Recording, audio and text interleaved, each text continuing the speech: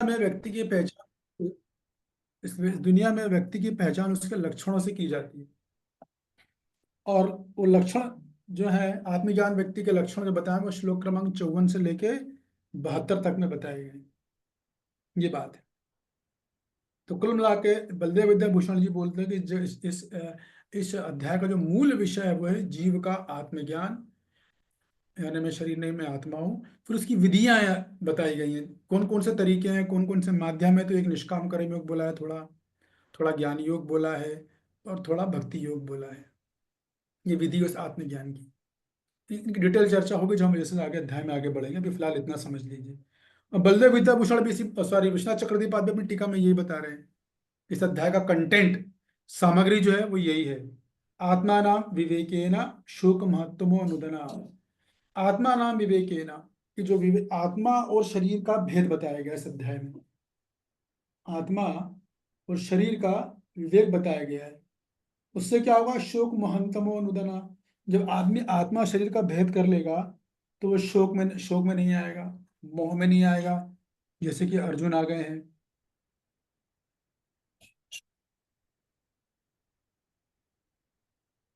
और फिर आ, कृष्ण चंद्रदाता मोचे मुक्तस्म लक्षणम। ये भगवान कृष्ण ने मुक्त व्यक्ति के लक्षण बता दिए हैं। मुक्त व्यक्ति का मतलब मैंने फिर से बताया, जो शरीर में रहकर भी शारीरिक चेतना में नहीं, जिसने साक्षात्कार कर लिया है कि मैं शरीर नहीं, मैं आत्मा, उसके लक्षण बताए गए हैं।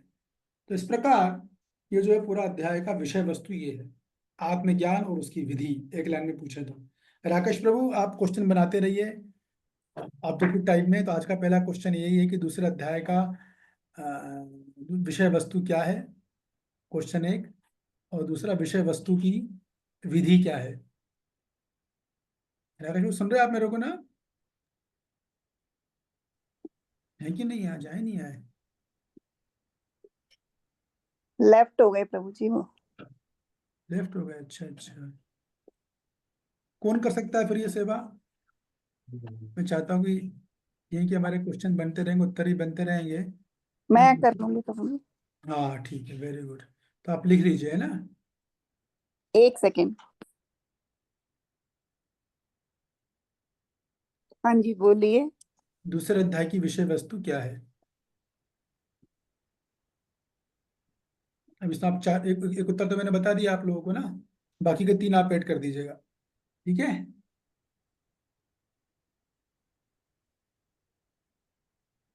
तो इस अध्याय में बेसिकली क्या बताया गया? तो अर्जुन की मानसिक द्वंद्व को बताया गया है।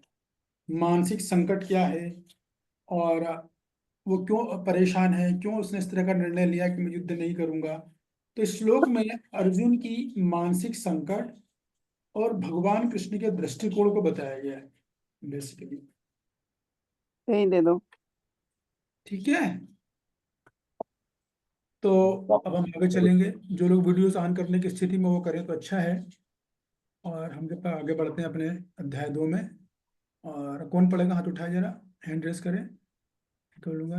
ओके श्वेता जी, ओके। चलो श्वेता कुमारी जी पढ़ेंगे, वेरी गुड। तो मैं जो है श्लोक पढ़ता हूँ। संजय उवाच तं तथा कृपयाविष्टम् अपु अश्रुपूर्णाकुलेक्षणम् विषिदन्तं मिदं वाक्यम् वाचा मधुसूदन। हरे कृष्णा प्रभु जी, दंडवत प्रणाम। धन्यवाद, प्रणाम। संजय ने कहा, करुणा से व्याप्त, शोक युक्त, अश्रुपूरित नेत्रों वाले अर्जुन को देखकर मधुसूदन कृष्ण ने ये शब्द कहे। तात्पर्य। एक मिनट रुक जाइए ना, आगे बढ़िए। तो देखिए, संजय ने कहा, अभी अर्जुन की क्या हालत हो गई? करुणा से व्याप्त हो गए, शोकाकुल हो गए, नेत्र अश्रुपूरित हो गए हैं। और इससे वो बोल के कुछ कहेंगे तो उनकी स्थिति क्यों हो गई है? मानसिक द्वंद्व, शोकाकुल स्थिति क्यों हो गई है? तो मोह के कारण, भौतिक आसक्ति के कारण ये उनकी ये स्थिति हो गई है। और प्रभाती तात्पर्य इसी बात को बोलने वाले हैं। बोलिए, पढ़िए,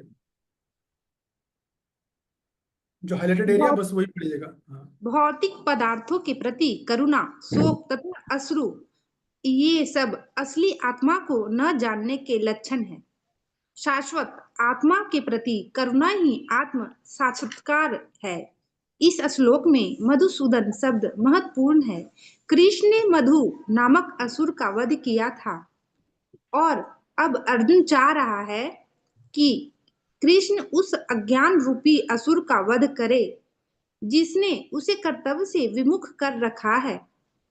यह कोई नहीं जानता कि करुणा का प्रयोग कहाँ होना चाहिए। रुक डूबते जाइए, हुए रुक जाइए, देखिए। तो देखिए यहाँ पर क्या बात हो रही है, इसे मैंने आपको बताया ना कि अभी जो अर्जुन है पूरी तरह शोकाकुल चलेंगे श्लोक क्रमांक 10 तक। देखिए एक बात विशेष बात रखिए, अभी अर्जुन ने ऑलरेडी अभी बात बोल दी है कि मैं युद्ध नहीं करूंगा, शोकाकुल हो गया, फिर चालू हो गया उनका शोकाकुल। ऐसा क्यों? कोई बताना चाहेगा इसको? इसका रीजन एक्चुअली में ये है कि दुनिया में दो तीन तरह के लोग, चार तरह के लोग होते हैं, ब्राह्मण, क्षत्रिय, वैश्य और शूद्र। ऑफकोर्स अर्जुन तो शूद्र है ही नहीं, लेकिन यहाँ पे शिक्षा देते हैं आचार्यगण कि जो ब्राह्मण होता है ना, ब्राह्मण, उसके जीवन में संकट आता है तो वो बहुत ज्यादा शोक नहीं मनाता है। थोड़ा सा उसको एक दो कुछ देर का मिनिमम समय का शोक आया उसको, और उसके बाद फिर जो है वो उसके हल में लग जाता है। तो ब्राह्मण का जो फोकस है वो परेशानी में, समस्या में, कष्ट में नहीं होता है। उसकी सारी ताकत और सारी एनर्जी कहाँ पर जाती है? उस समस्या को हल करने में जाती है। लेकिन जो शूद्र होता है, उसको बोलते ही शूद्र इसलिए कि जब शूद्र व्यक्ति का इसका स्वभाव होता है, उसको जीवन में कष्ट, दुख, तकलीफ, बाधाएं, चुनौतियां आती हैं, दुख आता है, तो वो शोकाकुल रहता है, बहुत शोक मनाता है, हद से ज्यादा, हाय हाय हाय हाय, ये हो गया, हाय हाय वो हो गया। इतना शोक मनाता है, उसका आप हल भी दोगे ना तो वो हल नहीं सुनता। कितना मैंने काउंसलिंग जब मैं करता हूँ तो मैं चाहता, में बात में देखने, अनुभव में आती है मेरे, कि वो जो है हल नहीं सुनेगा कभी। वो सारा हल देने के बाद फिर अपनी प्रॉब्लम बताना चालू कर देगा, अरे प्रभु जी ऐसा हो गया, फिर वैसा हो गया, ऐसा हो गया। तो इससे पता चलता है कि व्यक्ति का स्वभाव क्या है। शूद्र का मतलब ही ये होता है कि शूद्र जो स्वभाव का व्यक्ति होगा वो शोक बहुत ज्यादा मनाता है, बहुत शोक मनाता है।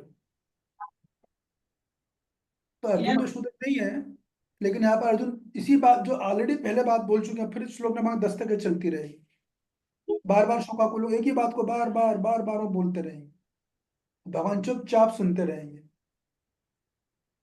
देखिए, जो ज्ञानी व्यक्ति होते हैं ना वो कम बोलते हैं, और जो कम ज्ञानी होते हैं वो बहुत ज्यादा बोलते हैं। ऐसा होता है।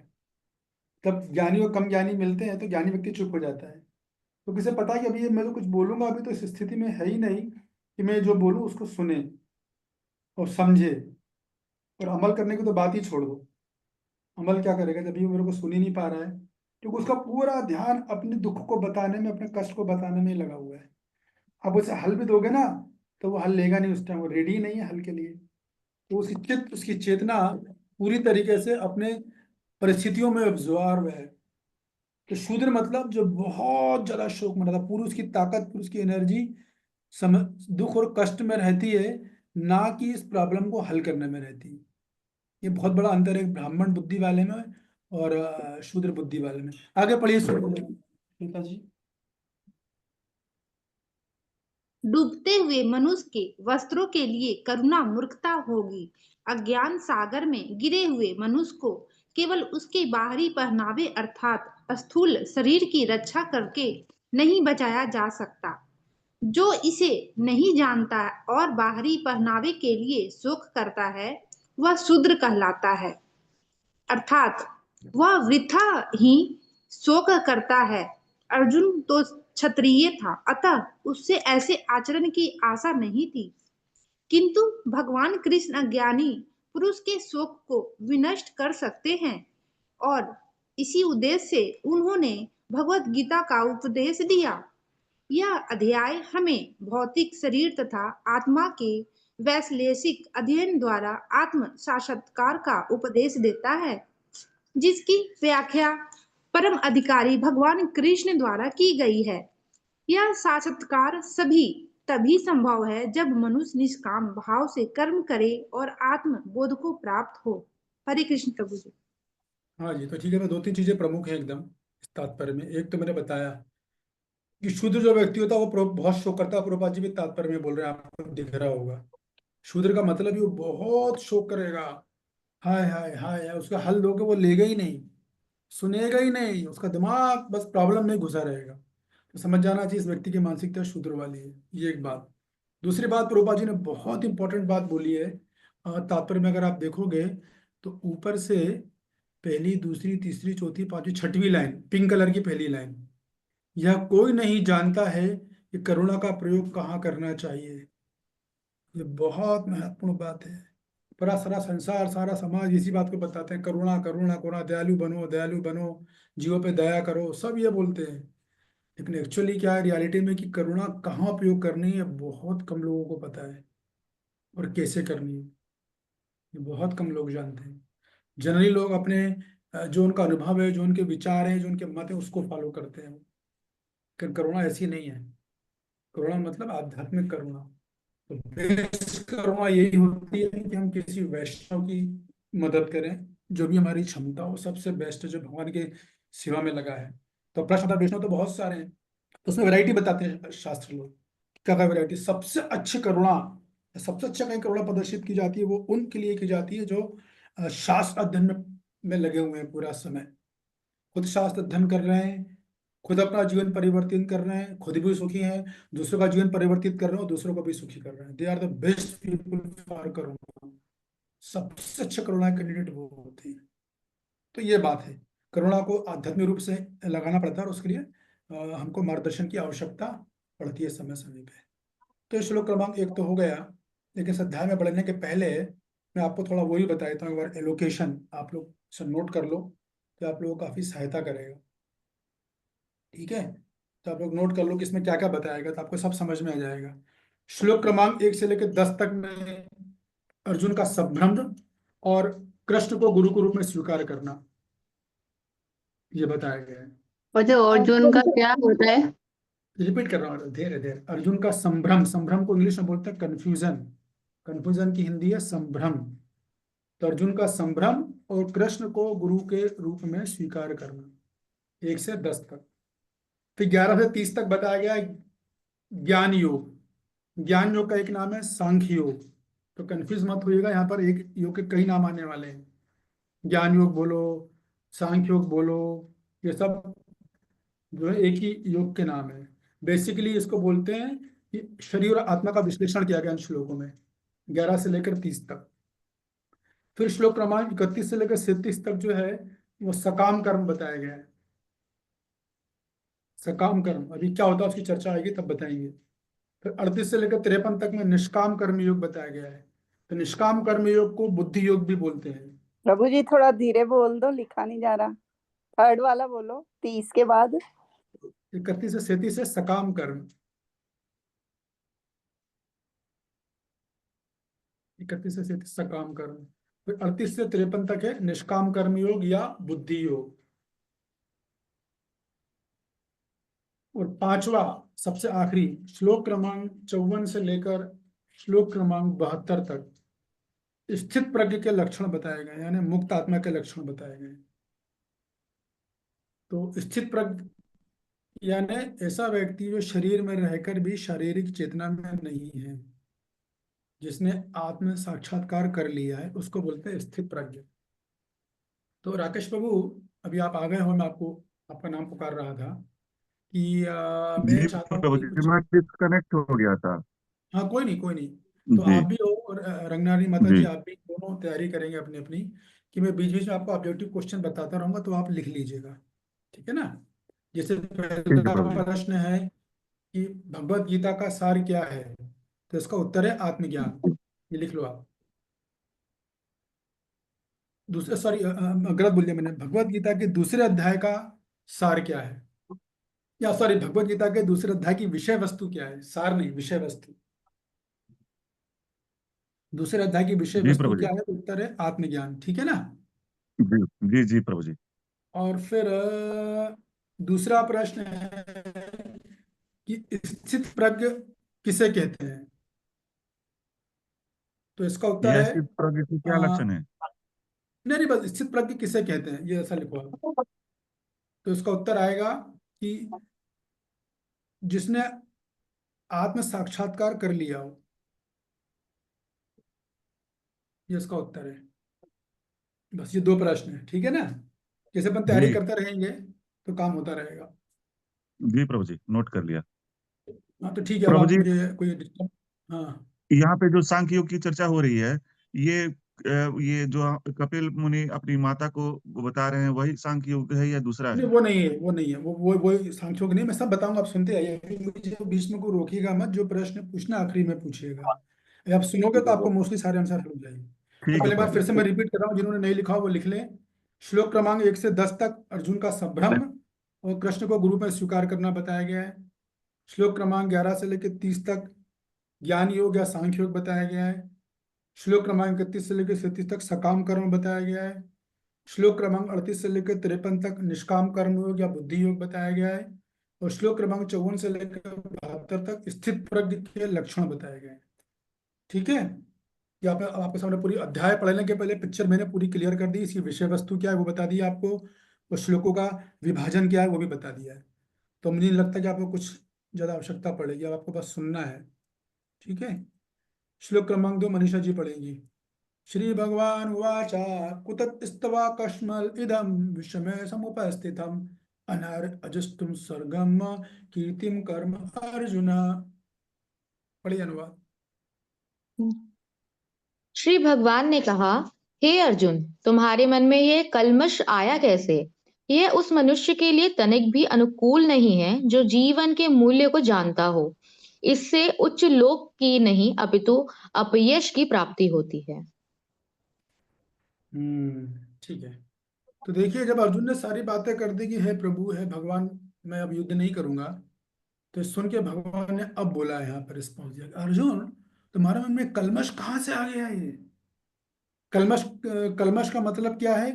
हृदय में कालक कहाँ से आ गई, हृदय में गंदगी कहाँ से आ गई, मतलब ये विचार कहाँ से आ गए तुम्हारे मन में?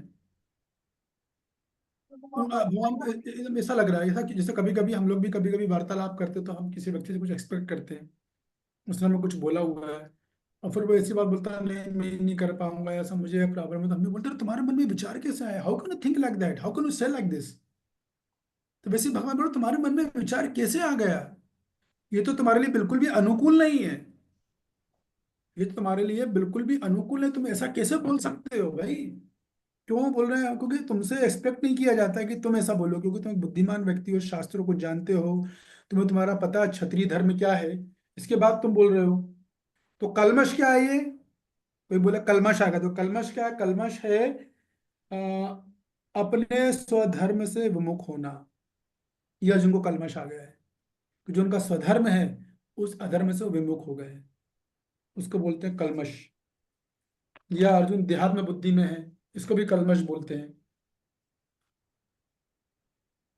ये बात है। तो अर्जुन का मूल कलमश यही है कि जो है वो अपने स्वधर्म से विमुख हो गए हैं। अभी देखिए यहाँ सोचने वाली बात है कि जब अर्जुन बिल्कुल उदास है, निराश है जीवन से, तो भगवान ने ऐसा नहीं कंधे पे हाथ रख दिया हो, कुछ गले वाले लगाया हो, थोड़ा मीठे बातें करी हो। कभी कभी लोग बोलते हैं, अरे भैया भगवान को अर्जुन तो इतना हैरान था, परेशान था, तो प्यार से दो मीठे बोल बोलने थे, कुछ बढ़िया अच्छा उसको गुलाब जामुन रसगुल्ला खिलाते, पिज्ज़ा वगैरह खिलाते, कोल्ड ड्रिंक पिलाते। भगवान ने ऐसा कुछ नहीं, उल्टा डांट लगाई है। ये देखिए, इसको समझिए, स्पिरिचुअल लव में और आध्यात्मिक में, भौतिक प्रेम और आध्यात्मिक प्रेम में बहुत अंतर होता है। इसको आप समझने का प्रयास कर कीजिए, कीजिएगा प्लीज। देखिए, अगर मान लीजिए, हरे कृष्णा, डिस्टर्बेंस कहाँ से आ रहा है? योगेश चावला प्रभु जी। योगेश चावला जी, म्यूट कीजिए अपने आप को प्लीज, है आप। तो देखिए, अब मैं जो बात आपको बोल रहा हूँ बहुत महत्वपूर्ण है, इसको समझिएगा, अगर इसको नहीं समझेंगे तो हम लोग हमेशा सेंटिमेंटल रहेंगे होल लाइफ। देखिए, जब भौतिक आसक्ति, भौतिक प्रेम होता है तो लोग जब निराश उदास होते हैं ना, तो उनको प्रेम से बोला जाता है, बेटा, मुन्ना, बच्चा, इसे प्यार से। लेकिन जब आध्यात्मिक संपर्क होता है जहाँ पर, और जिनसे हमारे प्रगाढ़ संबंध होते हैं, जैसे कि मान लो हर भक्त जो भक्ति में प्रगति करते हैं तो किस आधार पे करते हैं? कि हमारा उस साधु से, उस वैष्णव से संबंध प्रगाढ़ हो, घनिष्ठ संबंध हो। जब तक वो संबंध तगड़ा नहीं होगा, ये ज्ञान ज्यादा हेल्प नहीं कर पाएगा अप्लाई करने में। तो हमारा उनसे प्रेम में गहरा संबंध होना बहुत आवश्यक होता है। तो कैसे पता चलेगा हमारा उससे प्रेम में गहरा संबंध है?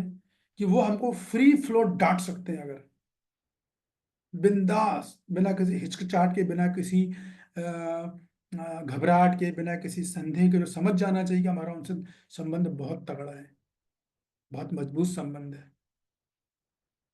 अगर आपको आपके साधु ने डांटना बंद कर दिया तो समझ लेना कि वो साधु ने आपको अभी तक स्वीकार ही नहीं किया है। ये मैं रियलिटी बता रहा हूँ आपको। जब संबंध प्रगाढ़ तगड़ा होता है ना, तब हर बार केवल प्रताड़ना और डांटना मिलती है। क्योंकि दो लोगों का जॉब शास्त्र बताते हैं, एक माता पिता का और एक गुरु और शिक्षक का। इन्हें अपने शिष्यों को कभी भी अ- अनावश्यक प्रेम नहीं करना चाहिए। इनको डांट के थोड़ा खींच के रखना चाहिए। क्यों? ताकि ये बिगड़े नहीं, लापरवाह नहीं हो, इनको अहंकार नहीं आए, हमेशा विनम्र रहे और अपने भक्ति के पथ में, अपने ज्ञान के पथ में हमेशा आगे बढ़ते रहे। तो देखिए, भगवान ने जम के अर्जुन सीधे डांट लगाई है, प्रेम से बुला रहे, नहीं बेटे अर्जुन कैसी बात कर रहे हो, तुम तो समझदार हो, रुको रुको थोड़ा, तुम्हारे स्वीट राइस लाते हैं। ऐसा नहीं कि डांट रहे हैं उसको, कुतस्तव कष्ट मिलदम विश्व में, तुम में कलमश कहाँ से आ गया।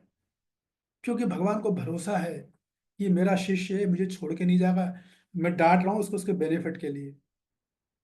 एक बात हमेशा ध्यान रखिएगा कि हमेशा डांटने में, प्रताड़ना देने में संदेश तुरंत हृदय में चले जाता है, हमेशा।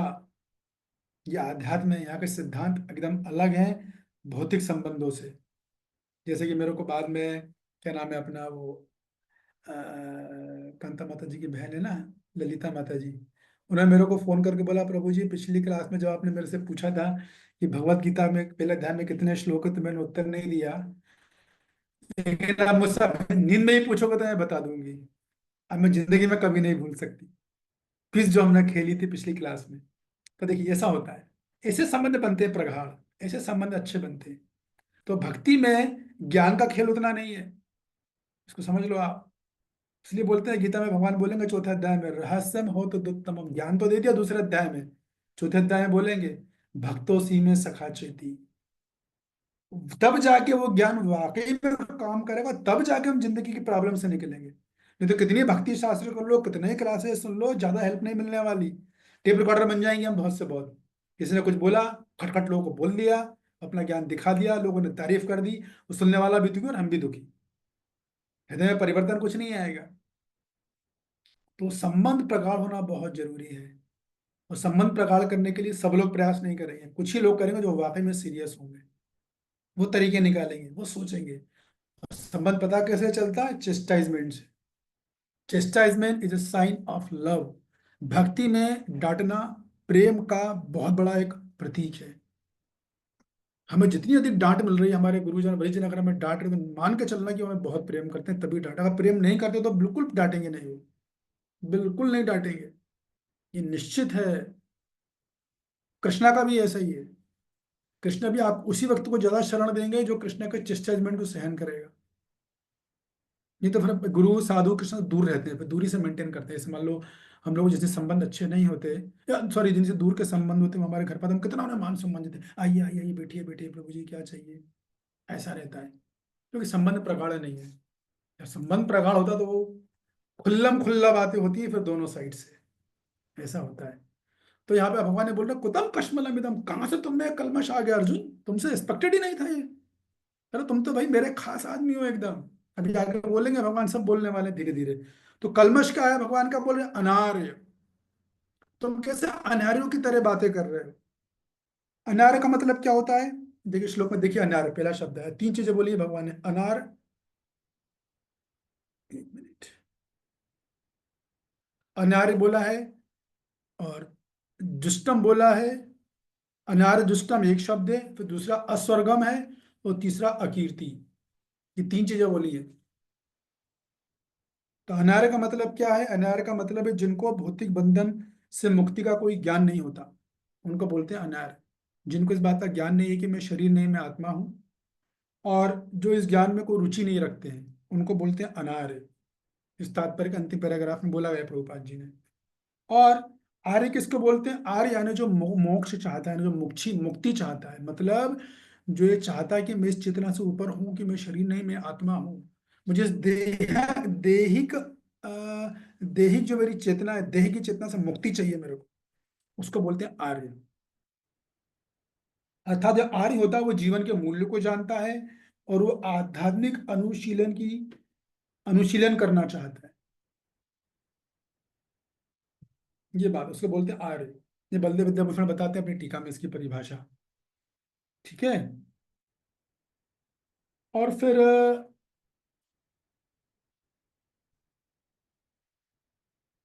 अनार्य जुष्टम। तो भगवान ये बोलना चाह रहे हैं कि तुम्हारे में कल्मश कैसे आएगा, तुम्हारी बुद्धि कैसे खराब होगी, ऐसी बुद्धि से तो तुम मोक्ष की प्राप्ति नहीं कर पाओगे। तुम आर्यों की तरह बातें नहीं कर रहे हो, तुम अनार्यों की तरह बातें कर रहे हो। और फिर अस्वर्गम, यानी तुम्हें इस कल्मश से तुम्हें स्वर्ग की प्राप्ति भी नहीं होगी। पहली बात, तुम अनार्य की तरह बातें कर रहे हो। दूसरा अस्वर्गम, तुम्हें स्वर्ग की प्राप्ति भी नहीं होगी। तीसरा अकीर्तिकरम, यानी तुम्हारे इस बर्ताव से तुम्हारी कीर्ति नहीं फैलेगी समाज में, तुम्हारा यश नहीं फैलेगा, उल्टा अपकीर्ति फैलेगी। ये बात भगवान ने बोली श्लोक में। कुतम कश्मलमिदम विस्मय समुपस्थितम, कि इस विषय पर भगवान जो बगल में समीप में खड़े थे उन्होंने बोला कुतस्तवा कश्मलमिदम, कहां से कलमश आ गया अर्जुन। डांटा भगवान ने अर्जुन को, कैसे ही बात कर दी आपने, कैसे तुम्हारे में गंदगी मैल कहां से आ गया है, अज्ञान कहां से आ गया है। ऐसे अज्ञान से ना तुम अनार्य बन पाओगे, तुम अनार्यों की तरह बातें कर रहे हो, आर्य की तरह बातें नहीं, आर्य का आचरण नहीं कर पाओगे, स्वर्ग का सुख नहीं मिल पाएगा और तुम्हारी कीर्ति भी नहीं होगी। अकीर्ति, कीर्ति का उल्टा अकीर्ति, तो तुम्हारी अकीर्ति होगी, अपयश होगा। स्वर्गम के बजाय अस्वर्गम, यानी स्वर्ग नहीं मिलेगा। अनार्य, यानी तुम आर्य नहीं हो, अनार्य की तरह बातें करोगे। तात्पर्य पढ़िए, आप कौन पढ़ रहे थे? हाँ, बस तात्पर्य। पहला पैराग्राफ पढ़िएगा। यस प्रभु जी। तात्पर्य श्रील प्रभुपाद द्वारा जगतगुरु श्रील प्रभुपाद की जय।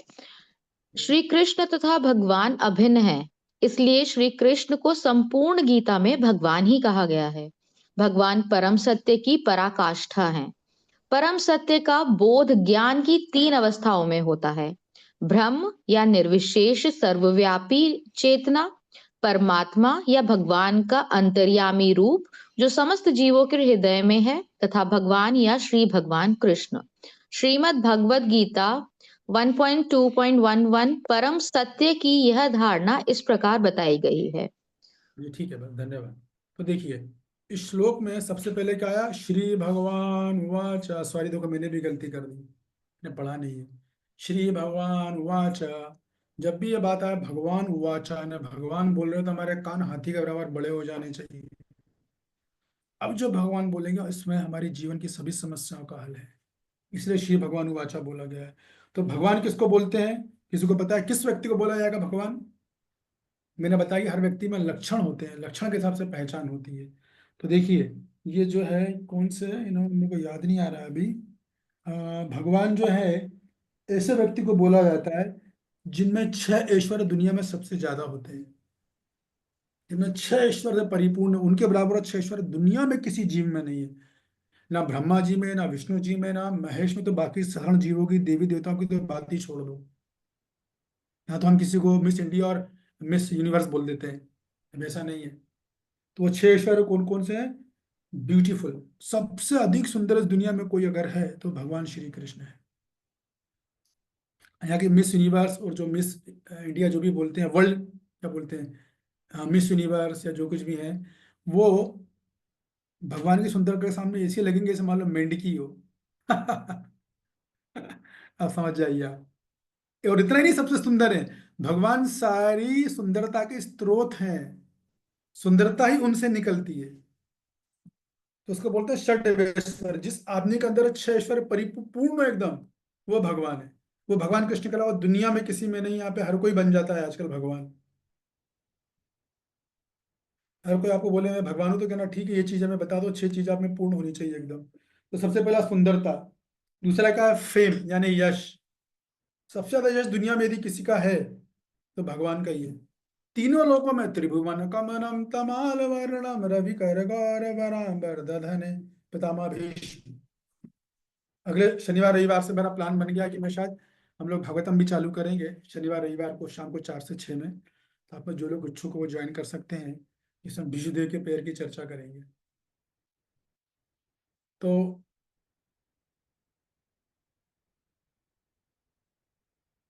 सबसे अधिक सुंदरता हो गई, सबसे अधिक प्रसिद्ध पूरे ब्रह्मांड में कोई तो वो भगवान श्री कृष्ण। त्रिभुवन कमलम, तीनों कमलों में प्रसिद्ध भगवान श्री कृष्ण।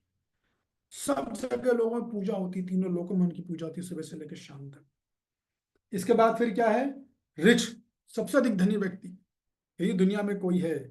सर्वलोका महेश्वरम, लोग बोलेंगे एक बंगला मेरा है, 2 बंगले मेरे हैं, ऐसा बोलेंगे, लेकिन पूरे कोई व्यक्ति एक दावा नहीं कर सकता कि पूरे धरती की संपत्ति मेरी है। धरती तो क्या, पूरे ब्रह्मांड की संपत्ति मेरी है। विश्व में जितने बैंक है सारे मेरे हैं, कोई कह सकता है क्या? कोई रच आदमी नहीं, भगवान बोल सकते हैं। फिर इसके बाद आता है धन बल, सबसे अधिक बलशाली यदि कोई दुनिया में है तो भगवान है। उनसे बलशाली दुनिया में कोई नहीं है, भगवान ने दिखा दिया, गिरिराज उठा दिया।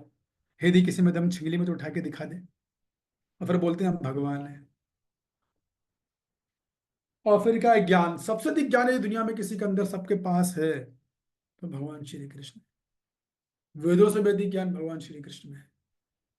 और फिर वैराग्य, इतना सब होने के बाद भी पूरा ब्रह्मांड, अनंत कोटि ब्रह्मांडों के नायक, अनंत कोटि ब्रह्मांडों के स्वामी, अनंत कोटि ब्रह्मांडों की अनंत संपत्ति के स्वामी एकमात्र भगवान श्री कृष्ण है। उनका सबसे बड़ा ऐश्वर्य यह है कि वो बिल्कुल विरक्त हैं, किसी से उनको आसक्ति नहीं है, जरा सी भी। तो इसे बोलते हैं भगवान, जिसमें ये 6 ऐश्वर्य होते हैं। तो राकेश प्रभु, क्वेश्चन क्रमांक 3 आप नोट करते रहना, मैं नंबर भी आपसे पूछूंगा। भगवान किसे हाँ जी। कहते हैं? इसका उत्तर है जिसमें 6 ऐश्वर्य होते हैं। बाकी सब जोड़ लेना, 3, 5, 4 ऐसे करके, ठीक है? जी प्रभु जी। 3 श्लोक, आपको 3 प्रश्न हो गए, आप याद रखिएगा। है इसके बाद फिर हम आगे चलेंगे। हाँ, पर मुनि, देखिए दूसरा पैराग्राफ है। संस्कृत शब्द प्रभु जी, भगवान की व्याख्या व्यासदेव के पिता पराशर मुनि ने की है। ओके। समस्त धन, शक्ति, यश, सौंदर्य, ज्ञान तथा त्याग से युक्त परम भगवान, परम पुरुषी भगवान कहलाता है। ये देखिए, इसको बोलते हैं भगवान। कोई भी आपसे बोले भगवान, उसे तुरंत क्वेश्चन कर लेना पहला है, ये 6 में से कोई एक है का आपके पास? 6 की तो बात छोड़ दीजिए। आप बूढ़े हो, खांस रहे हो, दांत गिर गए हैं और बोल रहे हो कि मैं भगवान हूँ। ऐसे कैसे भगवान हो आप? सर्दी जुकाम बुखार तो आप ही को हो जाता है। सर्दी आपको है, भगवान होते हैं एडमिट होने जाते हैं हॉस्पिटल में। कैसे भगवान है भाई? एक भगवान चले गए अभी, हॉस्पिटल में गए थे, वहां से गए, ये बात है।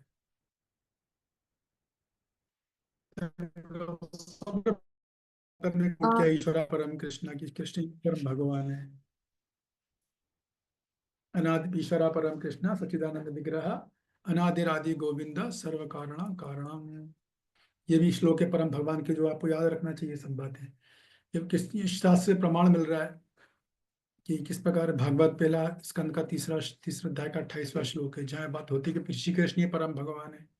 एते चाश कला पुंसा कृष्णा अस्तु भगवान स्वयं। ये देखिए, इससे प्रभुपाद जी ने तरह तरह के कोट करके तात्पर्य बताया है कि श्री कृष्ण ही परम भगवान है। ठीक है, श्लोक क्रमांक 3 कौन पढ़ेगा? हाथ उठाए।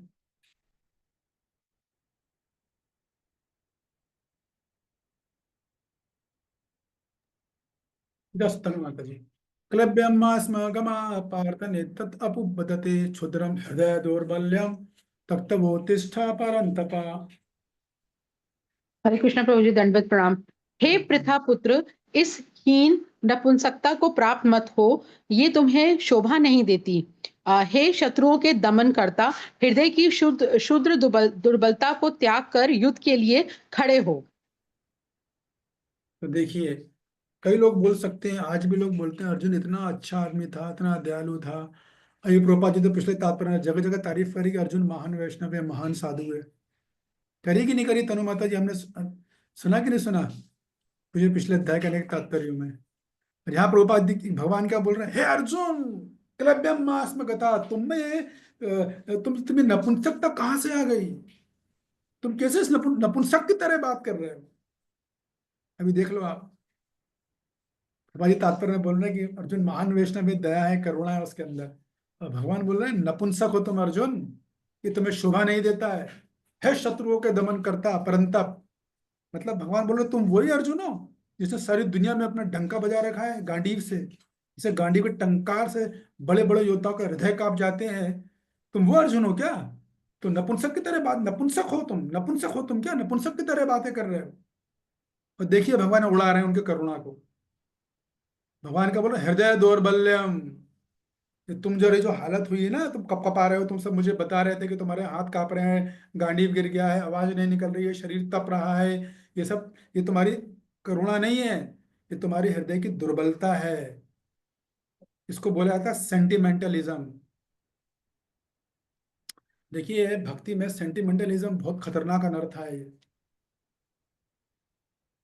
हम लोग चीजों को ठीक से समझते नहीं और सेंटिमेंटल हो जाते हैं।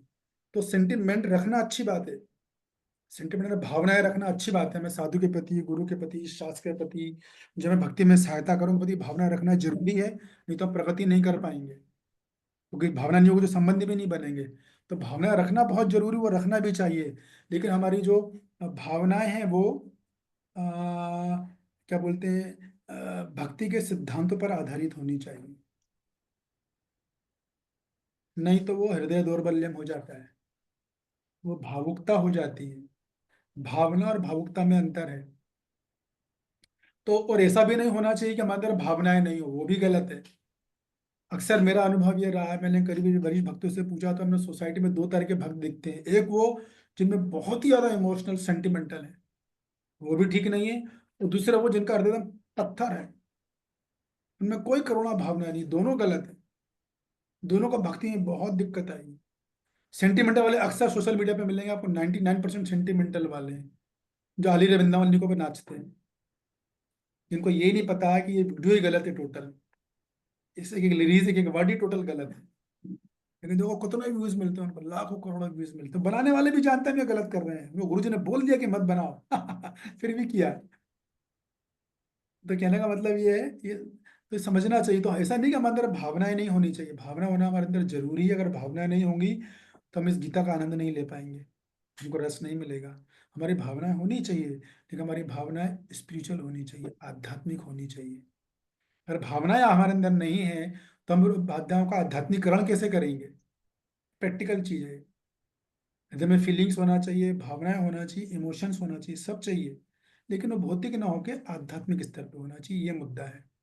भौतिक है तो खतरनाक है, बिल्कुल नहीं है भावनाएं वो भी खतरनाक है।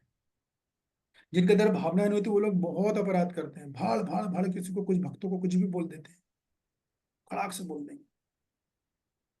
हाँ, शिक्षक और गुरु का अधिकार होता है, वो भी केवल अपने शिष्यों को बोलने का, अपने छात्रों को बोलने का, वो उनको कुछ भी बोल सकते हैं, क्योंकि भगवान ने सेवा दी है उनके इलाज के लिए, उनके भक्ति या प्रगति के लिए, उनको सुधारने के लिए। बाकी गुरु शिक्षक भी जो उनके छात्र नहीं, उनको उनको ही बोलने नहीं बोलना चाहिए, अधिकार नहीं उनको बोलने का। तो इन जनरल ये दो तरीके से बातें हो रही है। एक एंगल ये है कि हमको, हमारा हृदय दुर्बल नहीं होना चाहिए, हमको साधु गुरु शास्त्र को, भगवान की योजना को समझना चाहिए एक। और दूसरा, हमारा हृदय में ऐसा भी नहीं होना चाहिए कि भावनाएं बिल्कुल ना रहे, वो नहीं होगी तो अपराध बहुत होंगे। बल्कि जो लोग इमोशनल होते हैं उनसे फिर भी एक फायदा है कि वो लोग से अपराध इतने ज्यादा नहीं होते, क्योंकि अगले आदमी को कुछ बोलते नहीं है ना वो। तो बैलेंस में काम होना पड़ता है। इसमें बहुत लंबा टॉपिक है, ज्यादा घुसूंगा नहीं मैं। किसी को व्यक्तिगत रूप से पूछना है तो मेरे से पूछ सकता है, ये बात है। तो अभी देखिए, अभी मैं आपको क्या भगवान प्रोपा जी क्या बोलेंगे पहले ही बता देता हूँ मैं, कि भगवान अर्जुन को बोल रहे हैं, अर्जुन तुम नपुंसक हो क्या? कैसी बात कर रहे हो तुम? में कहाँ से तुम ये सब भावना तुम्हारे मन में विचार आ गए? यार तुम जानते हो तुम कौन हो? और ऐसा करके वो भगवान बोलेंगे भाई कि अरे, अगले श्लोक में बोलने वाले हैं। हाँ, पार्थ बोला है ना, करेक्ट। क्लभ्यम मां स्मगता पार्थ, पार्थ मतलब प्रथा पुत्र। प्रथा कौन है? माता कुंती। तो वो भगवान अर्जुन को संकेत करेंगे, तुम प्रथा के पुत्र हो क्या? अरे तुम्हारी माँ छत्राणी है, तुम उसके पुत्र हो क्या? और पुत्र किसी नपुंसक की बातें कर रहे हो कि मैं लोगों को मारूंगा, जो चार कारण तुमने जो बताए, ये कैसी बात कर? तुम छत्राणी के बेटे हो तुम, और ऐसे नपुंसकता की कार्य का प्रदर्शन क्यों कर रहे हो? और इतना ही नहीं, देवराज इंद्र से पैदा हुए अर्जुन, देवताओं के पुत्र हैं, सोचो आप। माँ छत्राणी, पिता इंद्रदेव, फिर तुम कैसी बातें कर रहे हो? ये नपुंसकता की बात कैसे कर दी तुमने?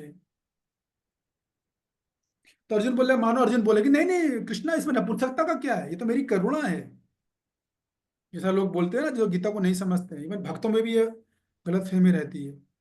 क्या भगवान इसमें इसमें क्या गलत है बताइए आप, ये तो मेरी करुणा है, मैं वैष्णव हूँ, वैष्णव को करुणा होना चाहिए, पर दुखा दुखी। तो भगवान बोल रहे नहीं, ये करुणा नहीं है, ये हृदय दौर्बल्यम है, ये हृदय की दुर्बलता है, ये बात है। और जब जब हृदय दुर्बल रहेगा, इतिहास गवाह है, कभी भी जीवन का निर्णय सही नहीं होंगे, हमेशा निर्णय गलत आएंगे। इसलिए मेरी सारी बात का सार इस श्लोक से यह है कि हमें अपने आप को संतुलन में रखना है, एकदम हार्ड हार्टेड भी नहीं रहना, बिना भावना के नहीं रहना, तो भक्ति में बिल्कुल मजा नहीं आएगा, भक्ति नीरस हो जाएगी। हम सबसे कड़वे वचन बोलेंगे, सख्त वाणी में बोलेंगे, लेकिन हमें भावनाएं रखनी है, इमोशन हमें रखना है, सेंटिमेंट्स रखना है, लेकिन हमको भावुक नहीं होना है। क्योंकि भावुक होगा तो निर्णय गलत हो जाएंगे। हमारी सेंटिमेंट, हमारी भावनाएं आध्यात्मिक हमें रखने का प्रयास करना है, ये इससे मैसेज मिल रहा है हमको। एक श्लोक और लेता हूँ, फिर हम आगे चलेंगे। कौन पढ़ेगा श्लोक क्रमांक 4? अर्जुन उवाच नीताजी। अर्जुन उवाच हाँ जी। कथं भीष्म सहं संख्ये द्रोणं च मधुसूदन इषुभिः प्रतियोत्स्यामि पूजं हरिवसुदन। हरे पूज्यम कृष्णा प्रभु जी, जी, धन्यवाद, प्रणाम। प्रणाम। अर्जुन ने कहा, हे शत्रुहंता, हे मधुसूदन, मैं युद्ध भूमि में किस तरह भीष्म तथा द्रोण जैसे पूजनीय व्यक्तियों पर उलटकर बाण चलाऊंगा। आगे पढ़ूं प्रभु जी, नहीं तात्पर्य? नहीं रुक जाइए, नहीं नहीं प्लीज रुक जाइए। तो देखिए, जी, अब यहाँ पे भगवान का बोल रहे हैं, हे उत्तर देखो, देखो वार्तालाप कैसे होता है, बड़े विद्वानों में वार्तालाप कैसे होता है। जो विद्वान लोग होते हैं ना, वो बोलते बहुत कम है और मीनिंग बहुत ज्यादा होता है। और जो मूर्ख लोग होते हैं वो बहुत ज्यादा बोलते हैं और मीनिंग कुछ नहीं होता है। इसलिए शास्त्र में एक कोट है, उसे बोलते हैं मितम च सारं च, कम बोलो और सार तत्व में बोलो, वो एक्चुअली वक्ता होता है। और दुनिया के लोग अपनी बात ये सोचते हैं, जितना ज्यादा बोलेंगे, जितना लोगों को समझाएंगे, उतना लोग समझेंगे, इस चक्कर में वो गलत हो जाते हैं, आदमी वैल्यू नहीं करता उनके मत की। इसलिए हमेशा जब भी किसी से वार्तालाप किया जाए, खासतौर से वरिष्ठ भक्तों से, तो सबसे पहले उनको प्रिंसिपल में बात बोलनी चाहिए, ना कि डिटेल बताना चाहिए। हम लोग कभी कभी उल्टा करते हैं, डिटेल में खूब बताएंगे, प्रिंसिपल बोलते ही नहीं, वो सुनने वाला तुरंत समझ गया आपको प्रिंसिपल जानना चाह रहा है, कि आप किस प्रिंसिपल पे बात कर रहे हो। डिटेल नहीं, डिटेल पूछने पे बतानी चाहिए। खैर, तो यहाँ पर उन्होंने सीधा जवाब दिया, हे मधुसूदन, ये बोला इन्होंने, और अरिसूदन दो शब्द लगाए। देखो ऊपर लिखा मधुसूदन, दोर्णम च मधुसूदन, यहाँ लगा दिया मधुसूदन, आपको दिख रहा होगा, और यहाँ पे लगा दिया अरिसूदन। क्यों लगाया है? कि अर्जुन ये बोल रहे हैं, मैंने बताया ना मितम च सारम च, कम शब्दों में बहुत सारी बात होती है। तो बोल रहे हैं कि भैया, ठाकुर कृष्ण भगवान श्री कृष्ण, आपने तो असुरों को मारा है, मेरे से तो आप बोल रहे हो हृदय दौर्बल्यम हो, आपने कभी अपने परिजनों को मारा क्या? आप तो मधु राक्षस को मार रहे हो। आप तो मधुसूदन इसलिए कहते हो क्योंकि अपने मधु नाम के राक्षस को मारा। आप आरिसूदन इसलिए कहते हो क्योंकि अपने अरु नाम के राक्षस का वध किया है। क्या आप कभी सांदीपुनी सूदन हुए क्या? आप तो नहीं हुए, आपने तो अपने गुरुजनों को नहीं मारा। तो मेरे को आप क्यों क्यों इस काम में लगा रहे हो? ये उन्होंने आर्गुमेंट दिया है। हे मधुसूदन, हे हे हरिसूदन, आपने तो मारा नहीं है, मुझे कोई सिद्ध भूमि में भीष्म तथा द्रोणों जैसे पूजनीय व्यक्तियों पर आप मुझे मारने की बात क्यों कर रहे हो? ये बात बोली जा रही है। तात्पर्य पढ़ लीजिए माता जी। हाँ जी, तात्पर्य शिला प्रभुपाद जी के द्वारा। शिला प्रभुपाद की जय। भीष्म पितामह तथा द्रोणाचार्य जैसे सम्माननीय व्यक्ति सदैव पूजनीय हैं। यदि वे आक्रमण भी करें तो उन पर उल्टकर आक्रमण नहीं करना चाहिए। यह सामान्य शिष्टाचार है कि गुरुओं से वाक युद्ध भी न किया जाए, यहाँ तक कि यदि कभी वे रुक्ष व्यवहार करें तो भी उनके साथ रुक्ष व्यवहार न किया जाए। तो भी भला अर्जुन उन पर बाण कैसे छोड़ सकता था?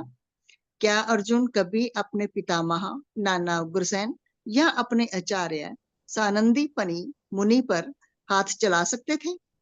अर्जुन ने कृष्ण के पक्ष में यही कुछ तर्क प्रस्तुत किए। तो वही थैंक बात यू जो मैंने प्रभु आपको जी। बताई। कृष्ण। थैंक यू माता जी, थैंक यू सो मच। तो देखिए, यहाँ पर अर्जुन ने वही बात बोल दी है, मधुसूदन, आप तो मधु मधु का सूदन किया आपने, आरु का सूदन किया आपने, सांदीपनि में सूदन तो कहते नहीं हो आप। मेरे को आप इन कामों में लगा रहे हो। तो प्रभु तात्पर्य बोल रहे हैं कि सामान्य शिष्टाचार है कि हमें गुरुजनों से वाक युद्ध नहीं करना चाहिए। देखिए ये बड़ा अच्छा सामान्य शिष्टाचार है, मैं गुरुजनों से या घर में जो वृद्ध जन उनसे कभी वाक युद्ध नहीं करना चाहिए। गलती भी मत कीजिएगा आप लोग ये। हाँ शांत, भले वो गलत भी क्यों ना हो, आप आर्गुमेंट मत करो अपनी तरफ से, आप मत कीजिए, क्योंकि आपको तकलीफ हो जाएगी। ये एक जनरल शिष्टाचार है। तो ये जनरल बात हो रही है कि घर में, परिवार में, समाज में हम यदि हम किसी का सम्मान करते हैं तो हम उनसे ज्यादा तर्क वितर्क करेंगे ही नहीं। ये सम्मान का एक प्रमाण है। अगर आप किसी का सम्मान कर, उसका पता इस बात से चलता है। तब घर में वरिष्ठ जनों का और दूसरे लोगों का सम्मान जो है वो अगर करते हैं तो हम उनसे तर्क वितर्क नहीं करते बहुत ज्यादा। एक आध बार अपनी बात बोल दी, नहीं मान रहे, ठीक है चलेगा, शांत हो जाना चाहिए। बाद में ठंडे दिमाग से माहौल ठंडा होगा तब बात कर सकते हैं, तो अपनी बात को प्यार से समझा सकते हैं। ये तरीका होता है, सामान्य शिष्टाचार है। लेकिन यहाँ पर तो अर्जुन ने वही बात को यहाँ पर बोला है। श्लोक क्रमांक 5 कौन पढ़ेगा? गुरून् हित्वा हि महानुभावान् श्रेयं भोक्तिं भेक्षमपि। हाँ प्रशांत, प्रभु आप पढ़िएगा। स्वागत है आपका, welcome, it's nice to see you. बहुत दिनों बाद दर्शन हुए आपके, थैंक यू आपके और प्रभु जी। आपके आपके ग्रुप सदस्यों के। आज मेरे साथ थैंक यू मैच भी आई है आज मेरे ख्याल से, थैंक यू कमेंट प्रभु। किया था मैंने। ठीक है। गुरून् ऐसे हित्वा महापुरुषों महानुभावान् श्रेयो भोक्तुं भैक्षमपि लोके हत्वार्थकामास्तु गुरून् हैवा भुञ्जीय भोगान् दुर्पदिग्दधाना। पढ़िए।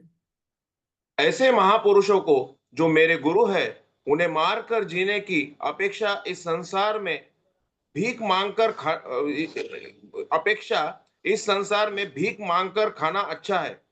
भले ही वे सांसारिक लाभ के इच्छुक हो, किंतु है तो गुरुजन ही। यदि उनका वध होता है तो हमारे द्वारा भोग्य प्रत्येक वस्तु उनके रक्त से सनी होगी। देखिए यहाँ पर, अभी आप लोग जिन्होंने पहला अध्याय सुना है, तो इस तरह का आर्गुमेंट अर्जुन ने पहले भी दिया हुआ है। अभी अर्जुन फिर उसी आर्गुमेंट को बोल रहे हैं, इसलिए मैं भी तेजी आगे से बढ़ रहा हूँ, क्योंकि एक ही चीज को अर्जुन बार बार रिपीट करे आएंगे, बार बार रिपीट करे आ रहे हैं। तो ये अर्जुन वो शूद्र नहीं है, लेकिन शूद्र व्यक्ति का ये लक्षण होता है। वो एक ही बात को बार बार बोलता रहेगा, बार बार शोक करता रहेगा, अपनी जिद पे अड़ा रहेगा, तर्क वितर्क करता रहेगा। तो ऐसे व्यक्ति से ज्यादा तर्क वितर्क मत कीजिए, समझ जाइए कि अभी ये इसकी जो मेंटालिटी वो शूद्रिक है, अभी ब्राह्मण स्तर पे नहीं आया है। कोई फायदा भी नहीं बोलने का, वो सुनेगा भी नहीं। इसलिए मैं अक्सर बोलता हूँ अपने कष्ट, अपनी दुख तकलीफ सबको नहीं बताना चाहिए, क्योंकि जो समझते हैं उन्हें कहने की जरूरत नहीं है, और जिनको कहोगे वो समझेंगे नहीं। कई लोगों का अनुभव होगा ये। तो अर्जुन अब ये बात बोल चुका है पिछले अध्याय में, वो फिर इसी बात को फिर बोल रहे हैं, बार बार रिपीट कर रहे हैं। अरे वो हमें मार दे तो अच्छा है, इनसे तो भीख मांग कर खा लूं वो ज्यादा अच्छा है। अरे है तो मेरे गुरुजन ही ना, इनका यदि मैं जीत भी जाऊं, उनका वध कर दूंगा, जो राज मुझे मिलेगा वो उनके खून से सना होगा, रक्त रंजित राज होगा मेरा। ये जो है शूद्र मानसिकता है, ब्राह्मण की मानसिकता नहीं है। वैष्णव को तो भूल ही जाइए, वैष्णव तो इतना सोचेगा ही नहीं। वैष्णव कृष्ण गुरु ने जो बोल दिया, यस सर, खत्म। वो वैष्णव मानसिकता होती है। तो वैष्णव भी शास्त्र पढ़ के बैठा होता है, उसको इतनी बुद्धि होती है, गुरुजन यदि कुछ बोल रहे हैं तो शास्त्र से ही बोल रहे हैं, और उसने कोई पता है क्या शास्त्र में लिखा हुआ है। ये बात है। तो यहाँ पर जो है बात, अर्जुन जो है लिखा ना, अर्थ कामा गुरु नीता महानुभावा अथर्थ काम हत्वार्थ, अर्थ कामना की, अर्थ की कामना, अर्थ का मतलब धन के लिए नहीं है, अर्थ का मतलब धन, जमीन जायदाद, गोधन, पशुधन, सब कुछ। तो अर्थ की कामना से वाले लोग हैं, अर्थकामी लोग हैं, भले ही मेरे गुरु हैं, तो इनकी हत्या करके मैं राज का सुख भोग भी कर लूंगा, तो भोग रक्त से रंजित होगा, खून से सना हुआ होगा, वो भोग होगा मेरा। इससे अच्छा होगा कि मैं भीख मांगकर जीवन यापन कर लूं।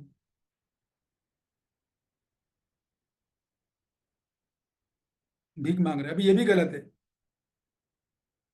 कौन इसका उत्तर दे सकता है? अर्जुन का भीख मांगना सही है या गलत? यदि गलत है तो क्यों, सही है तो क्यों? हाथ उठाइए।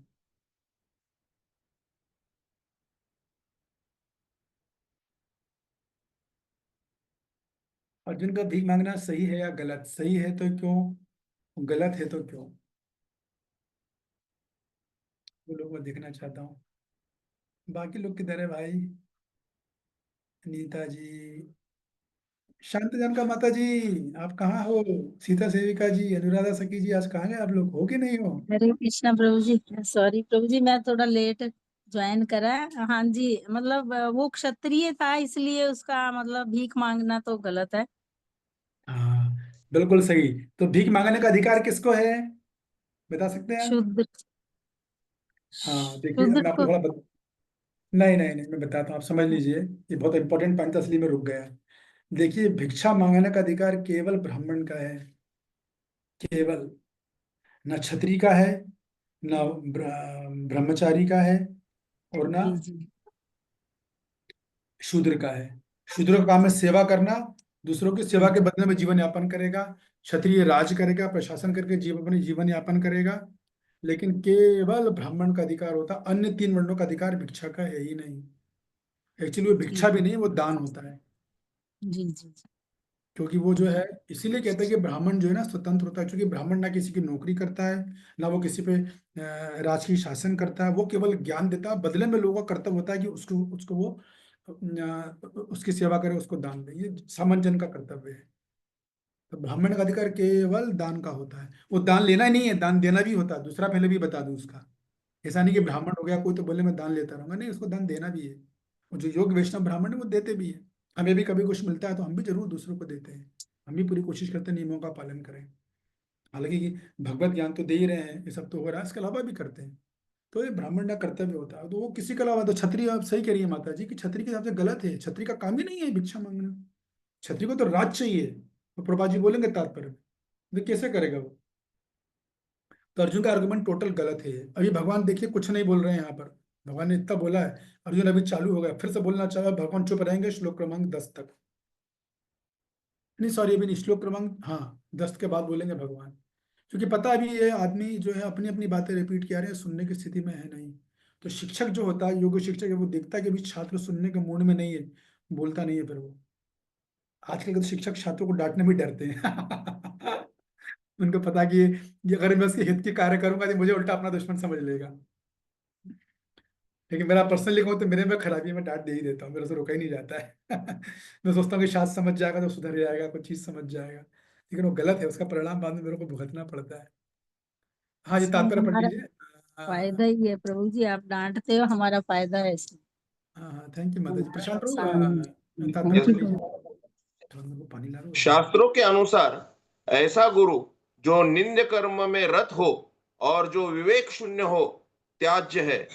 दुर्योधन से आर्थिक सहायता लेने के कारण भीष्म तथा द्रोण उसका पक्ष लेने के लिए बाध्य थे। यद्यपि केवल आर्थिक लाभ के लिए ऐसा करना उनके लिए उचित न था।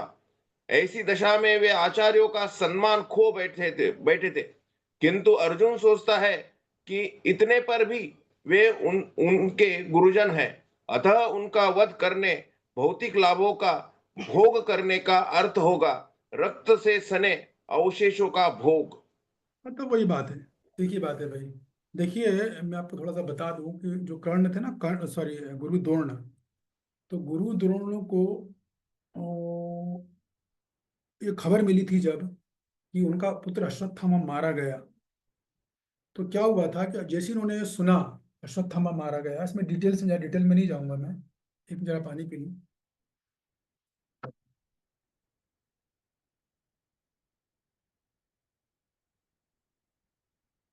तो जब अश्वत्थामा मारा गया, तो वो इतने जीवन से निराश उदास और हताश हो गए थे कि उन्होंने वहीं पर एकदम नर्वस ब्रेकडाउन हो गया था उनका। उन्होंने रथ से उतर गए, धरती पर बैठ गए थे, अपना धनुष बाण छोड़ दिया था।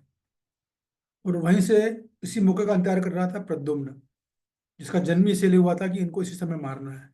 वो तलवार निकाल कर दौड़ पड़ा था, तुरंत यही मौका है बस, कि दोबारा अगर उनका धनुष ले लिया तो फिर हम जीत नहीं पाएंगे, फिर उनको मार नहीं पाएंगे, यही मौका है। तो तलवार लेके निकले थे वो, उनको गर्दन उड़ाने के लिए। इसी बीच दौरान भगवान कृष्ण आए थे। और फिर कर्ण द्रोण ने पूछा था कि मेरी क्या गलती रही, क्यों मेरी स्थिति ऐसी हो कि मेरा पुत्र को क्यों मारा गया। तब उन्होंने बोला था कि आप आचार्य नहीं रहे, आपका दोष ये था, आप जो थे, आप आचार्य नहीं था, आपने आचार्य का सम्मान खो दिया था। क्यों? क्योंकि आपने अधर्म का पक्ष लिया। आप अधर्मों की तरफ थे। भले ही आप उनकी नौकरी कर रहे थे, बात सही है, नौकरी तो नहीं, मतलब आप उनके लिए समर्पित थे, वो आपको मेंटेन कर रहे थे। लेकिन जब बात धर्म और अधर्म की आ जाए तो सबका त्याग करना पड़ता है।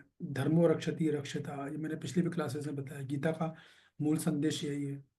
धर्म की रक्षा के लिए अपने निजन परिजन स्वजन कभी नहीं देखे जाते। हमें धर्म का साथ देना है, उसके लिए भले ही चाहे हमें परिजनों को त्यागना पड़ जाए। यहाँ तो खैर बात हो रही है मारने की। तो गुरु द्रोण अपना जो है त्याग, ये काम भीष्म देव ने भी किया था, ये बात थी। तो प्रभुपाद जी वो बोले उन्होंने अपना सम्मान खो दिया था, लेकिन अर्जुन फिर भी बोल रहा है, गलत है, फिर भी अर्जुन बोल रहा है, ये बात थी। थोड़ा सा 10 मिनट और ले लूँ क्लास में, कोई दिक्कत तो नहीं है आप लोगों को? 8 बजे 10 मिनट ले लें? जी प्रभु जी। यस ठीक प्रभु जी। है, ओके। कौन पढ़ेगा? श्लोक क्रमांक 6 उठाइएगा। न चेदित्ता कतरत्नो गरीयो यद्दा जयेयं यदि मानयो जयेयुः यानेव हत्वा न जिजीविषाम् सम्ने अवस्थिता प्रमुखो धातराष्ट्र। यस नंदलाल दामोदर प्रभु, वेलकम। हरे कृष्णा। हरे कृष्णा प्रभु जी, दंडवत प्रणाम। दंडवत अ, प्रणाम। हम यह भी नहीं जानते कि हमारे लिए क्या श्रेष्ठ है, उनको जितना या उनके द्वारा जीते जाना। यदि हम धृतराष्ट्र के पुत्रों का वध कर देते हैं तो हमें जीवित रहने की आवश्यकता नहीं है, फिर भी वे युद्ध भूमि में हमारे सक्षम खड़े हैं। प्रभु जी तात्पर्य अभी क्या पढ़ो। बोल रहे हैं? अभी तो हमें ये भी पता नहीं कि अभी हमारे लिए क्या श्रेष्ठ है और क्या श्रेष्ठ नहीं है। हमारे लिए हारना श्रेष्ठ है या जीतना श्रेष्ठ है, हमको तो ये भी पता नहीं है। ठीक है कि नहीं है? यदि हम धृतराष्ट्र के पुत्रों का वध कर देते हैं तो हमें फिर, देखो वो कितना बोल रहा है, आप समझिए बात को। पहले क्या बोला है, मुझे मार भी दें तो चलेगा। फिर यदि बोल रहे, यदि मान लो वो मुझे मार दें या मैं उनको मार दूं तो मेरे जीवित रहने का क्या फायदा, जो हमारे सामने खड़े हुए हैं। पढ़िए, तात्पर्य पढ़िए नंदलाल जी। यस प्रभु जी। तात्पर्य श्रील प्रभुपाद के द्वारा, श्रील प्रभुपाद कीजिए। अर्जुन की समझ में यह नहीं आ रहा था कि वह क्या करे, युद्ध करे और अनावश्यक रक्तपात का कारण बने। यद्यपि क्षत्रिय होने के नाते युद्ध करना उसका धर्म है, यह फिर वह युद्ध से विमुख होकर भीख मांगकर जीवन व्यापन करे। यदि वह शत्रु को जीतना नहीं तो जीविका का एकमात्र साधन भिक्षा ही रह जाता है। फिर जीत भी तो निश्चित नहीं है, क्योंकि कोई भी पक्ष विजयी हो सकता है। यदि उसकी विजय हो भी जाए, क्योंकि उसका पक्ष न्याय पर है, तो भी यदि धृतराष्ट्र के पुत्र मरते हैं तो उनके बिना यह पाना अत्यंत कठिन हो जाएगा। उस दशा में यह उसकी दूसरे प्रकार की हार होगी। अर्जुन द्वारा व्यक्त इस प्रकार के यह विचार सिद्ध करते हैं कि वह न केवल भगवान का महान भक्त था, अपितु वह अत्यधिक प्रबुद्ध और अपने मन तथा इंद्रियों पर पूर्ण नियंत्रण रखने वाला था। राज परिवार में जन्म लेकर भी भिक्षा द्वारा जीवित रहने की इच्छा उसकी विरक्त का दूसरा लक्षण है। यह सारे गुण तथा अपने आध्यात्मिक गुरु श्री कृष्ण के उपदेशों में उसकी श्रद्धा, यह सब मिलकर सूचित करता है कि वह सचमुच पुण्यात्मा था। इस तरह यह निष्कर्ष निकला कि अर्जुन मुक्ति के सर्वथा योग्य था। जब तक इंद्रियां सहमित न हो, ज्ञान के पद तक उठ पाना कठिन है, और बिना ज्ञान तथा भक्ति के मुक्ति नहीं होती। अर्जुन अपने भौतिक गुणों के अतिरिक्त इन समस्त देवी गुणों में भी दक्ष था। हरे कृष्ण प्रभु।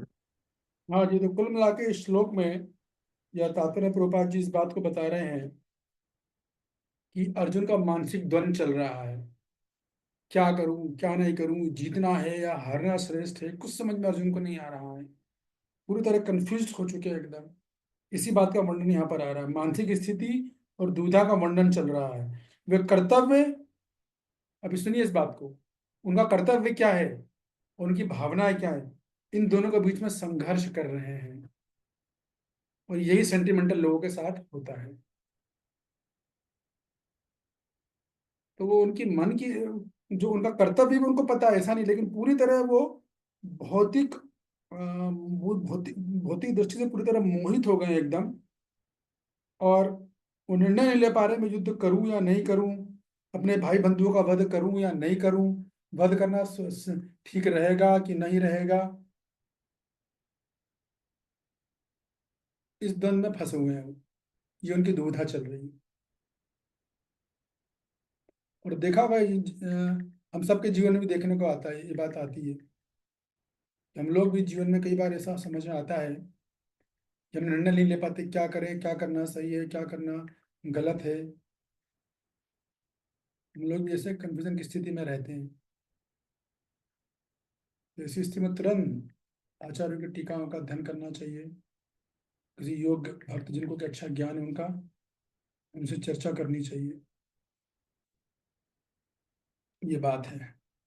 तो कुल मिला के ये जो पूरा सीरीज जो चल रही है ना, आप जो सुन रहे हैं अभी तक, ये सब अर्जुन का मानसिक द्वंद चल रहा है। कैसा मानसिक द्वंद? अपना कर्तव्य निभाऊं या अपनी भावनाओं को पालन करूं। इसलिए किंतु परंतु ये सब कुछ चल रहा है। वो समझ ही नहीं पा रहे हैं कि मैं युद्ध करना उचित है कि नहीं है। वे सोचते हैं कि यदि वे कौरवों को पराजित कर भी दें तो अपने ही परिवार के लोगों का वध करने के बाद जीवन का क्या मतलब, ये उन्हें समझ में नहीं आ रहा है। तो उनका पूरा मानसिक विद्या, जो पूरा मानसिक जो है वो मानसिक द्वंद चल रहा है। तो कुल मिला के बलदेव विद्याभूषण जी भी टीका में बोलते हैं कि अर्जुन जी यहाँ पर धर्म संकट में है, क्योंकि एक और क्षत्रिय धर्म बोलता है युद्ध करो, ठीक है, और दूसरी तरफ क्या हो रहा है, सभी सगे संबंधियों का वध करने से वो सकुचा रहे हैं। इसको बोलते हैं धर्म संकट, कर्तव्य और भावनाओं का धर्म संकट। कहाँ जा रहे हो? जाओ। तो कुल मिला के मानसिक संघर्ष, अर्जुन की दुविधा की बात चल रही है। विश्वनाथ चक्रवर्ती पाद इसका कारण बताते हैं, ऐसा क्यों है, क्यों मानसिक द्वंद चल रहा है, क्यों अर्जुन इतने मोह में है। उसका उत्तर वो दे रहे हैं कि ये आत्मबोध की कमी के कारण है।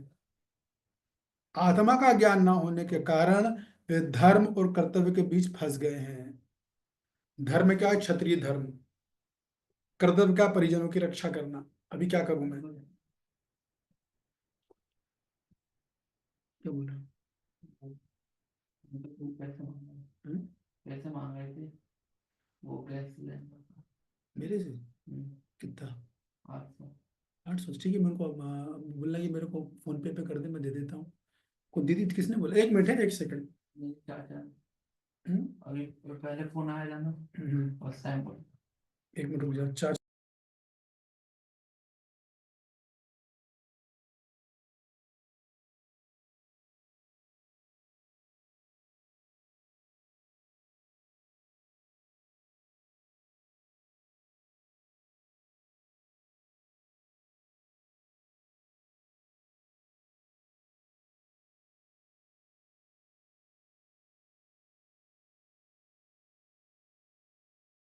हरे कृष्ण।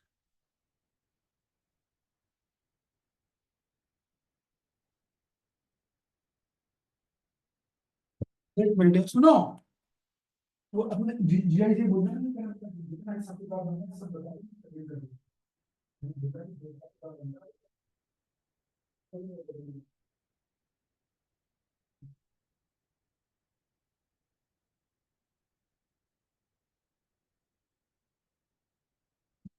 थोड़ा इंटरप्शन आ गया था।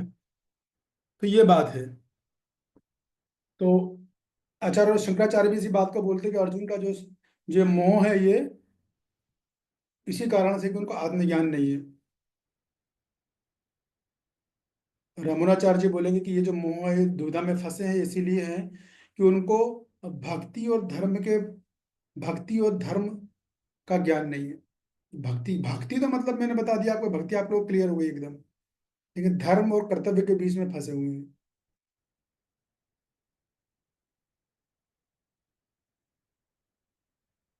ये बात है। मध्वाचार्य जी बोलते हैं कि अर्जुन को जो है भगवान की आज्ञा को मानना चाहिए।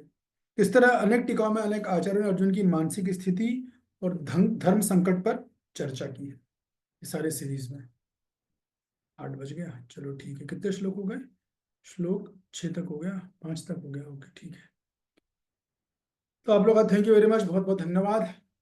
हरे कृष्णा कृष्ण कृष्ण हरे हरे, कृष्णा हरे हरे, हरे राम राम हरे हरे। कल की क्लास में भी हम कोशिश करेंगे कि 5 श्लोक और निपटा दें। फिर 11 से हमारा एक्चुअल डिस्कशन चालू हो जाएगा, 11 से लेके चलेगा। यस, प्रश्न।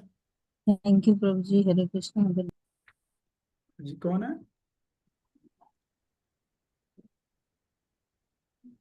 किसी को कोई प्रश्न पूछना है तो पूछ सकते हैं।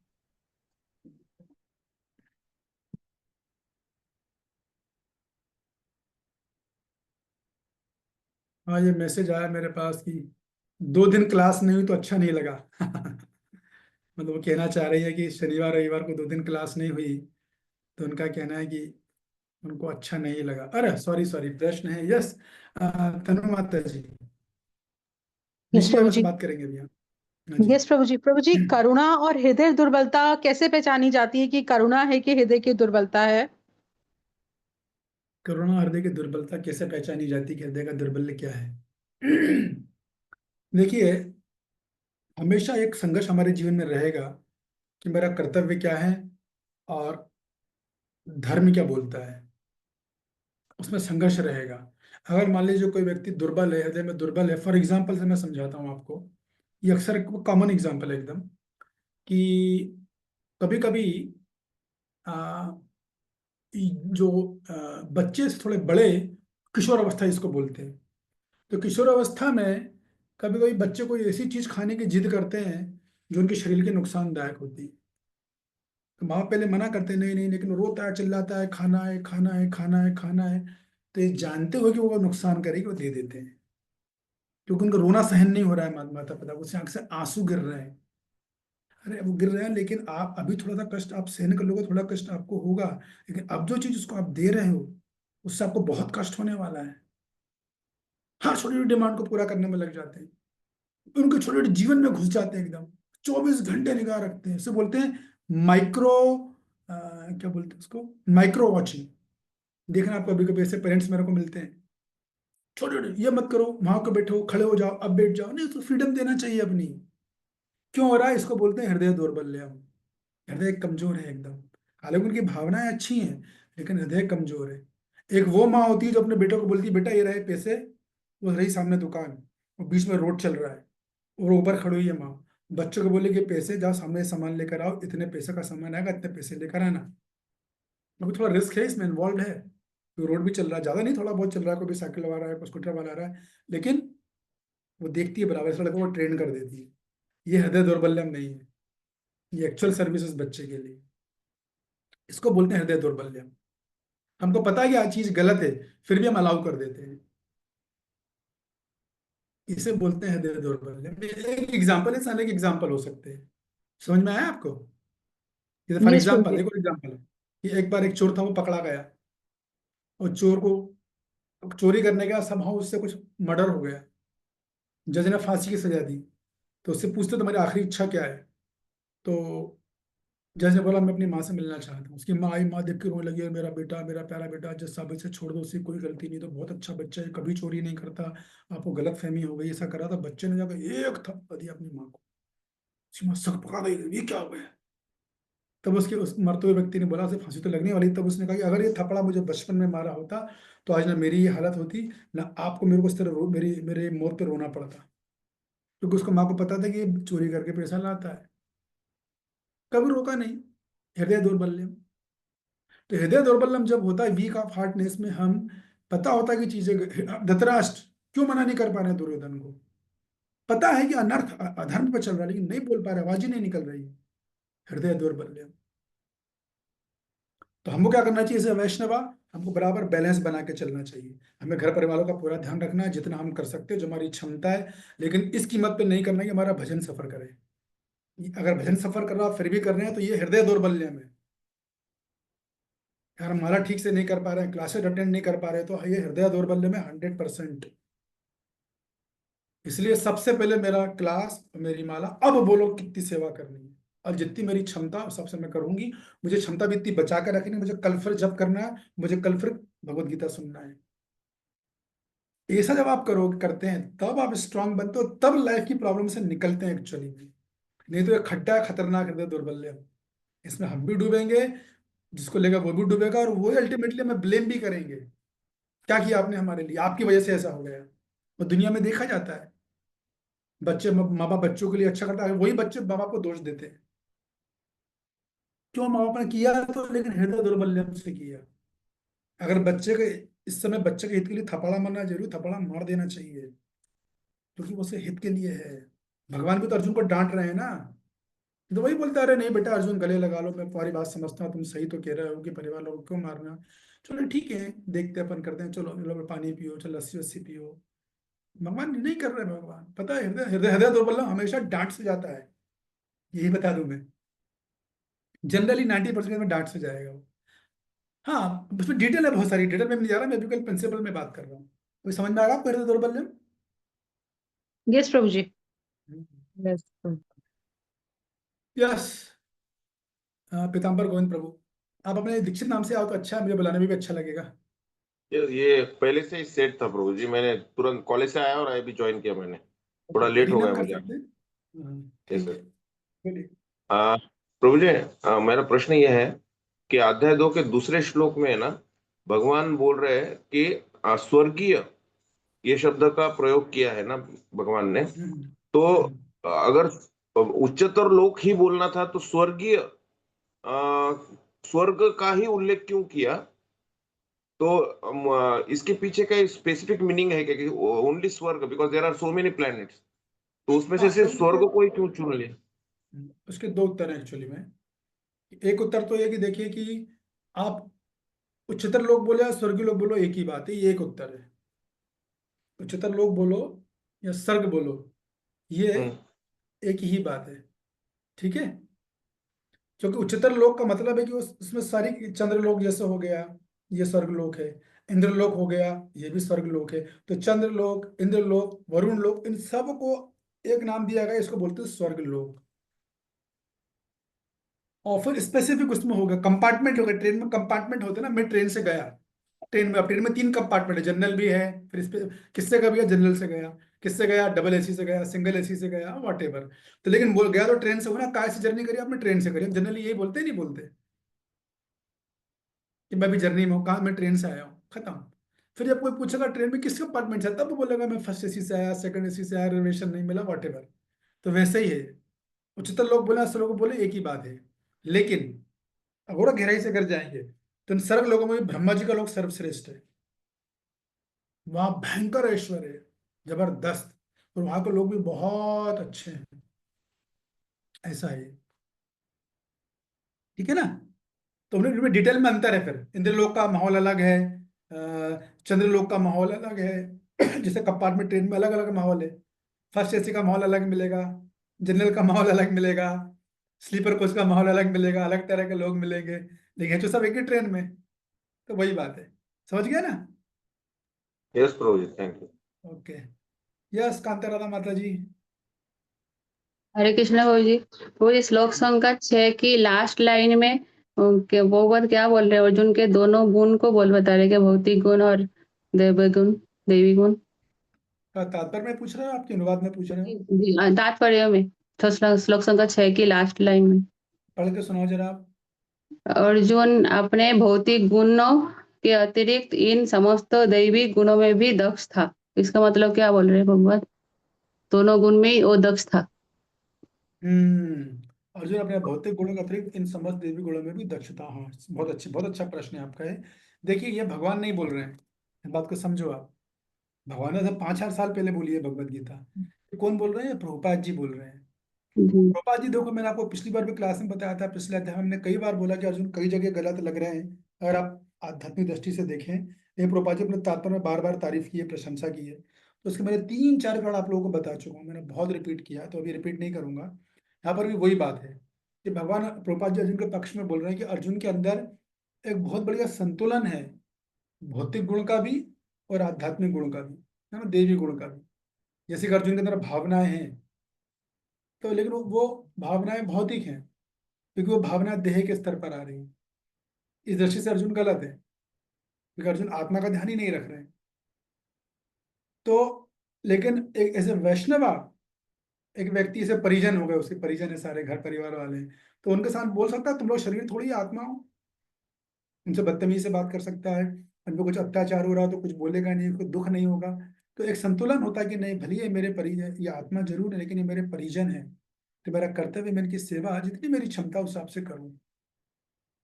और सबसे अच्छी सेवा है परिजनों की सेवा, उनसे प्रेम से बोलना, ये सर्वोच्च सेवा, इतना ही सेवा चाहिए। ज्यादा जो इतना कर गया वो बहुत कुछ कर गया इस घोर कलयुग में, खासकर से वरिष्ठ जनों से, वृद्ध जनों से। मुझे कोई ज्यादा एक्सपेक्टेशंस नहीं होती, उन्हें थोड़ा समय दे दो, थोड़ा सा प्यार से बोल दो, खत्म, संतुष्ट रहते हैं। तो भगवान वही बोल रहे कि अर्जुन के अंदर दोनों भौतिक गुणों और वैष्णव गुणों का में दोनों का संतुलन बहुत अच्छा है। तो बाबा जी ये कहना चाह रहे हैं कि ये मत सोचिए कि अर्जुन पूरी तरह देही चेतना में नहीं, वो तो एक वैष्णव है, तो वैष्णव गुणों से ऐसा बोल रहा है, तो उसमें अच्छा संतुलन है दोनों के बीच में, ये बात है। समझ रहे हो बात को आप? जी प्रभु जी, थैंक यू। बात है। ठीक है, 3 क्वेश्चन तो होगा, समय भी काफी हुआ है, काफी लोग चले भी गए।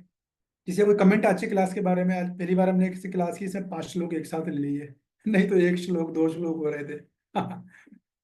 जिनको सुनना वो चैनल पे मेरे जाके सुन सकते हैं, जो लोग अभी आए हों।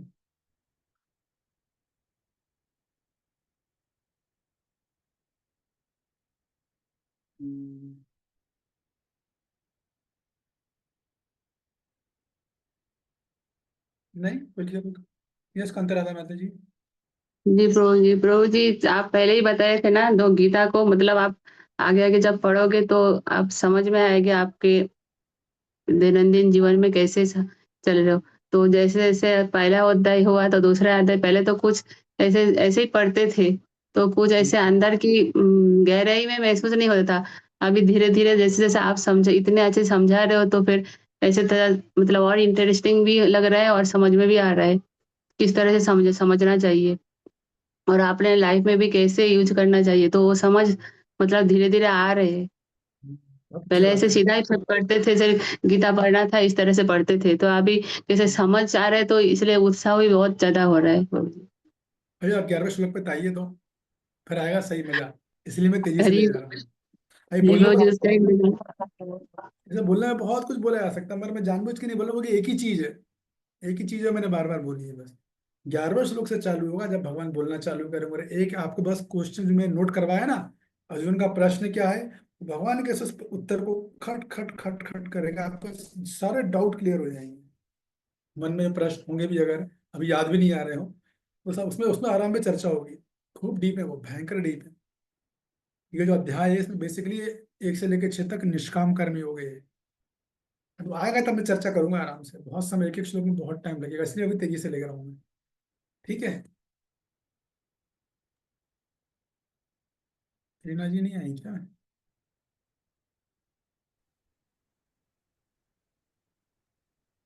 ठीक है जी, आपका बहुत बहुत धन्यवाद, थैंक यू। 1 मिनट, चीटिंग में कुछ डाला है क्या, देख लूँ क्या क्या है। अच्छा, प्रणाम किया, हरे Krishna.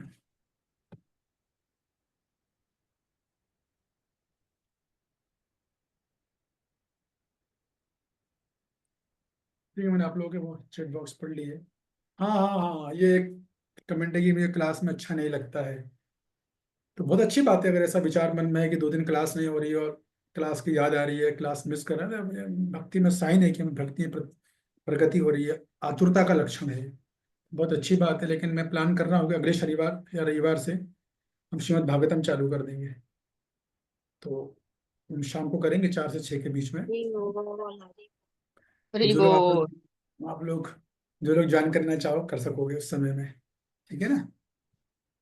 Thank you Prabhu okay, जी। ठीक है, आप लोगों का बहुत बहुत धन्यवाद, थैंक यू वेरी मच। वांछा कल्पतरुभ्यश्च पतितानां पावनेभ्यो नमो हरे कृष्ण मुझे दंडवत प्रणाम, साई भक्त दंडवत प्रणाम। प्रभु जी दंडवत प्रणाम, हरे कृष्णा। अर्चना जी आपका बहुत बहुत धन्यवाद, thank you very much for your help and support. आपकी वजह से क्लास हो पाई आज की। प्रभु जी आपका धन्यवाद करना चाहिए हमें, आप इतनी सुंदर ढंग से हमें समझा रहे हो, इतना गहराई से समझा रहे हो। ओह अच्छा, धनधारिणी माता जी आप ज्वाइन किए आप, वेरी गुड।